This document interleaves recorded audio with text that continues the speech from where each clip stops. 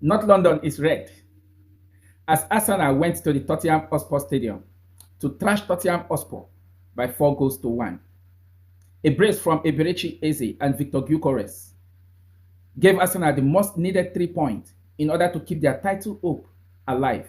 Arsenal have moved 5 points clear of Manchester City on the Premier League standing with 61 points, having played one more game ahead of Manchester City, who are in second place with 56 points. It wasn't a good debut for the Tottenham Hotspur new manager, talking about Igor Tudor, as Igor Tudor was thrashed heavily by Arsenal on his debut.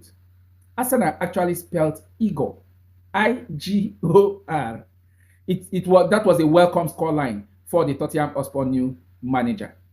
I mean, Arsenal actually did what was actually needed.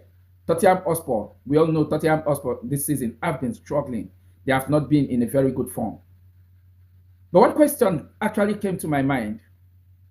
I think the sack Thomas Frank actually deserves some credit. Because taking a look at the injured players on the Tottenham Hotspur injury table, it calls for concern. 11 players are out injured, with 6 key players who are always a starter for the Tottenham Hotspur side. If we take a look at the Tottenham Hotspur injury list, Rodrigo Bentancur, Lucas Bagvel, James Maddison, Destiny Udogie, Wilson Odobert, and Kevin Danso. Ben Davies, Pedro Porro, Mohamed Kudus, Dejan Kulusevski, and Christian Romero. Though Christian Romero was actually suspended for this game after the red card he picked in the match against Manchester United. 11 players are out injured. They are on the injury table. 6 of these players, for sure, I can tell you, are Tottenham Hotspur starter. And I'm beginning to give it a second thought. There was no justification actually sacking Thomas Frank.